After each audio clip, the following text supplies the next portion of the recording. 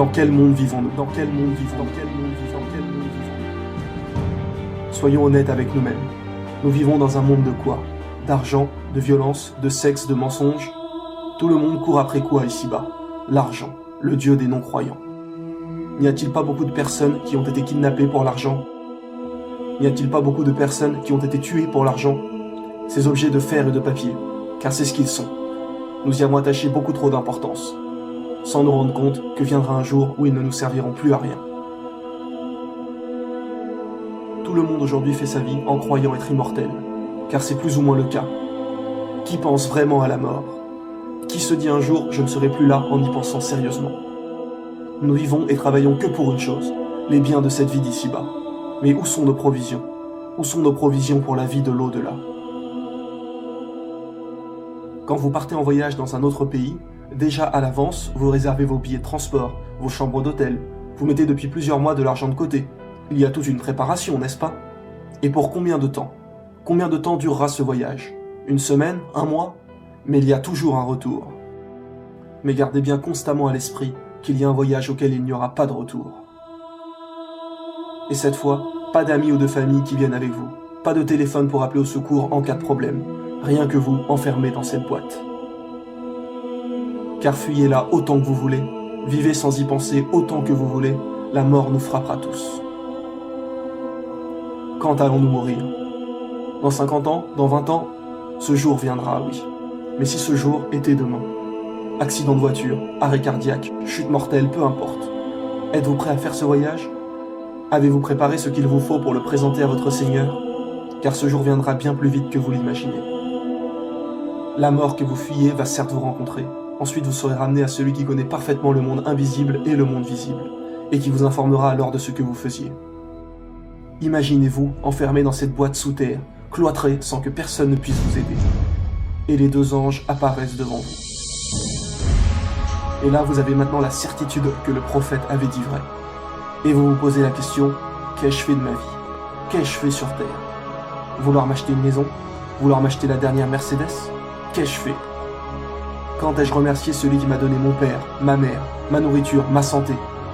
Comment ai-je pu être aussi bête pour ne pas agir avant avec tous les avertissements de notre prophète? Pourrais-je seulement revenir en arrière pour prier un peu plus?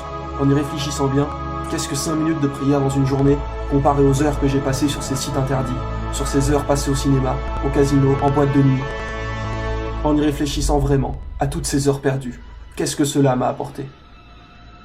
Il faut que je trouve le moyen de revenir en arrière. Seulement quoi? Il est trop tard. Les deux anges vous regardent et vous posent les 3 questions fondamentales qui sont: quel est ton Dieu? Quelle est ta religion? Et qui est ton prophète? En sachant cela, beaucoup de gens se rassurent tout seuls en se disant « Ah, ça va, c'est facile, maintenant que je sais quelles sont les questions, je pourrai répondre. » Seulement ce jour-là, ce n'est pas votre langue qui parlera, mais votre cœur. Et si vous ne croyez pas fermement en Allah et en ses prophètes, la seule réponse qui sortira de vous sera des bégaiements. Et la punition annoncée de notre Seigneur sera vérité.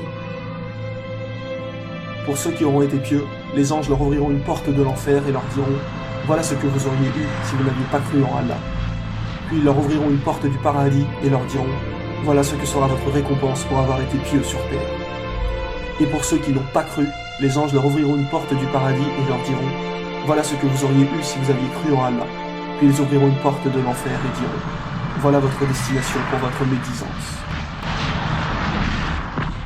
Les musulmans patienteront baignés dans le bonheur attendant que le jour du jugement arrive, tandis que les autres subiront les affres de la tombe jusqu'au jour de la rétribution.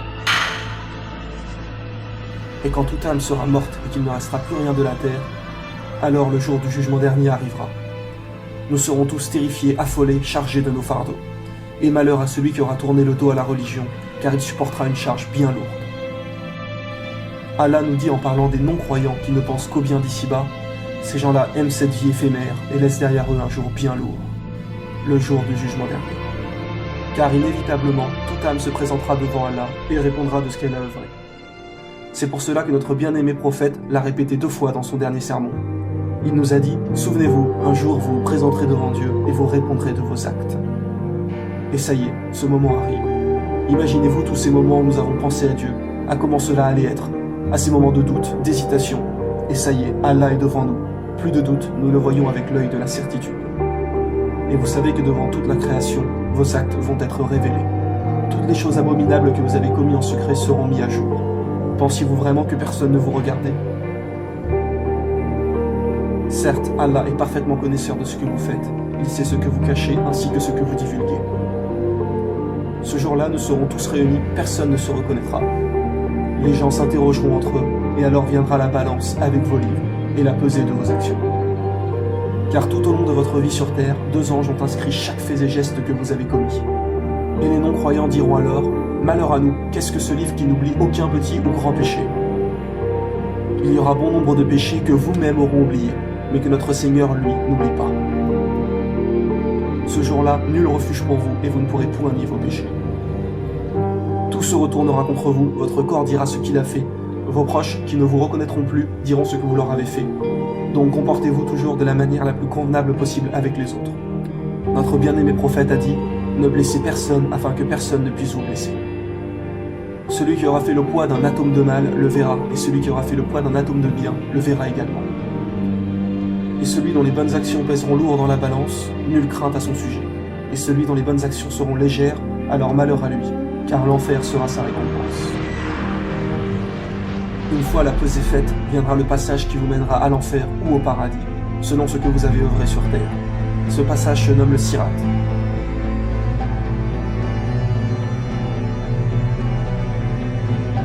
Il n'est pas un seul d'entre vous qui ne doive un jour aborder de front l'enfer. Ainsi en a décidé le Seigneur par arrêt sans appel. Nous sauverons ensuite ceux qui auront été pieux et y laisserons les réprouvés prostrés à jamais. Les gens arriveront devant le pont et commenceront à y passer selon la qualité de leurs œuvres. Certaines personnes le franchiront en un éclair. Et plus vous aurez été quelqu'un de pieux, plus votre passage se fera rapidement et simplement.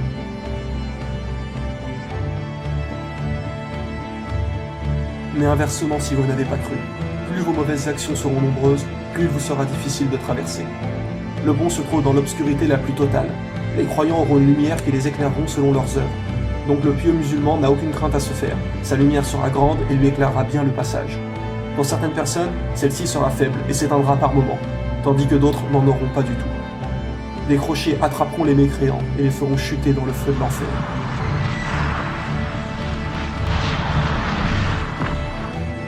Beaucoup de gens n'ont pas voulu croire, ont crié au mensonge, ont été orgueilleux. Il leur sera dit, entrez en enfer et goûtez au châtiment que vous traitiez de mensonge. Imaginez-vous être en prison pour 20 ans par exemple. Imaginez-vous la souffrance que cela doit être. Pourtant, il n'y a pas de souffrance physique, seulement mentale. Mais en enfer, la souffrance est physique et mentale. Ses habitants ne cesseront jamais de brûler. Son feu est 70 fois plus chaud que celui que nous connaissons ici-bas. Imaginez seulement quelques secondes votre main dans le feu. Alors tout le corps sans cesse. Et quand quelqu'un est en prison, il lui reste toujours quelque chose, c'est l'espoir.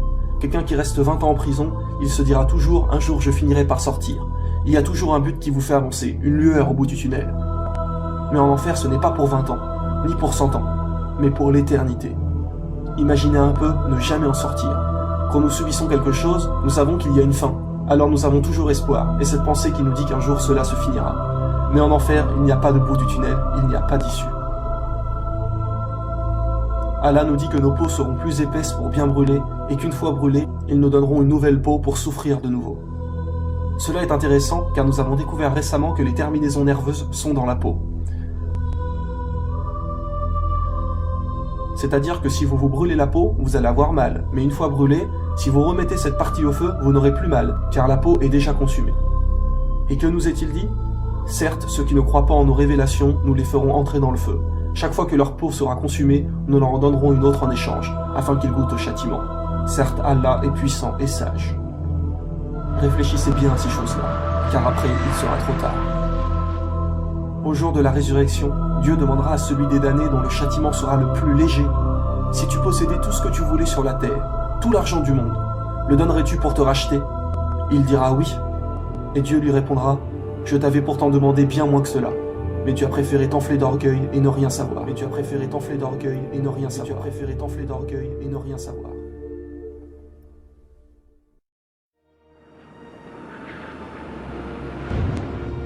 Quant aux croyants, une fois le pont du Sirat franchi, ils se retrouveront avec les prophètes et le dernier Mohammed devant les portes du paradis. Le prophète Mohammed arrivera devant ces portes et l'ange qui se trouve derrière demandera « Qui est-ce » Et le prophète répondra « C'est moi, Mohammed ». Et l'ange répliquera « J'ai ordre de n'ouvrir qu'à toi, car notre bien-aimé prophète sera le premier à franchir les portes du paradis. » Suivront ensuite tous les autres prophètes. Et sachez bien que certaines portes du paradis sont destinées à ceux qui excellent dans certaines œuvres. Par exemple, il existe les portes du jeûne. Oui, seuls ceux qui ont jeûné pourront y rentrer et savourer les délices qui s'y trouvent. Ce jour-là, on appellera les jeûneurs, et ceux-ci y rentreront. Ensuite, les portes se fermeront et plus personne ne pourra jamais les franchir. Sachez qu'aux portes du paradis se trouvent 2 sources d'eau. Chaque personne en boira avant d'entrer.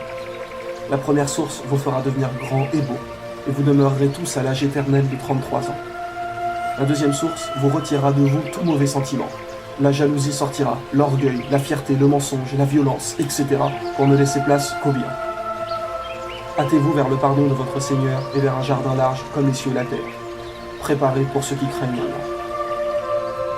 Rien que l'odeur du paradis peut se sentir à une distance de 100 années de marche. Imaginez-vous devant ces immenses portes qui s'ouvrent pour vous. Les portes du paradis sont très larges. Une marche de 40 années sépare un battant de l'autre. Et pourtant, ceux qui entreront au paradis seront en si grand nombre que ces passages regorgeront. Vous voilà franchir ces portes, où vous entendrez les anges vous dire « Paix sur vous, entrez au paradis pour y demeurer immortel. Vous ne subirez plus jamais aucune difficulté. » Derrière ces portes, la maladie n'existe plus. Le trop froid n'existe plus, le trop chaud n'existe plus. Vous ne serez plus jamais triste, plus jamais stressé. Vous n'aurez plus jamais mal nulle part, ne serait-ce qu'un fourmillement dans les pieds. Aucun ennui, aucune lassitude. Les gens auront leur domaine à eux, immense. Quoi qu'il arrive, vous ne pourrez jamais être triste et vous obtiendrez tout ce que vous désirez. Allah, notre Seigneur, nous demandera ce que nous voulons. Il nous suffira simplement de demander. La nourriture du paradis ne sera pas la même qu'ici-bas. Tout sera d'un goût les plus parfaits. Des choses que nous ne pouvons même pas imaginer. Lorsque vous rentrerez, on vous sera dit « Voici le jour qui vous a été promis. » Élancez-vous vers le pardon de votre Seigneur et vers un jardin large comme le ciel et la terre, préparé pour ceux qui auront cru en Allah et en ses prophètes. Telle est la grâce d'Allah, il la donne à qui il veut. Allah est le maître de la grâce incommensurable. Allah nous a dit également dans le Coran, et voilà l'énorme succès. Le paradis contient tous les aspects du bonheur spirituel et corporel. Vous y trouverez ce que vous désirez, vous obtiendrez ce que vous demanderez. Voilà la description du paradis qui a été promis aux pieux. Il y aura là des ruisseaux d'une eau jamais malodorante, et des ruisseaux d'un lait au goût inaltérable, et des ruisseaux d'un vin délicieux à boire, ainsi que des ruisseaux d'un miel purifié. Et il y a là pour eux des fruits de toutes sortes, ainsi qu'un pardon de la part de leur Seigneur. Gardez bien en tête qu'il ne s'agit là que d'un minuscule échantillon de ce que vous trouverez au paradis, et que Allah ne nous a dévoilé qu'une infime partie de ce qui s'y trouve. Mais notre Seigneur nous a bien précisé « J'ai préparé pour mes pieux serviteurs ce que nul œil n'a jamais vu, ce que nulle oreille n'a jamais entendu et ce que nul cœur ne peut imaginer. » Ne troquez pas votre vie éternelle pour la vie éphémère. Notre bien-aimé prophète a dit « Au jour du jugement, il y aura 70 000 personnes qui passeront sans épreuve, châtiment ou jugement. Ceux qui auront été les plus pieux. Alors gardez toujours à l'esprit, qu'en est-il des autres ? La vérité conduit à la piété, et la piété conduit au paradis.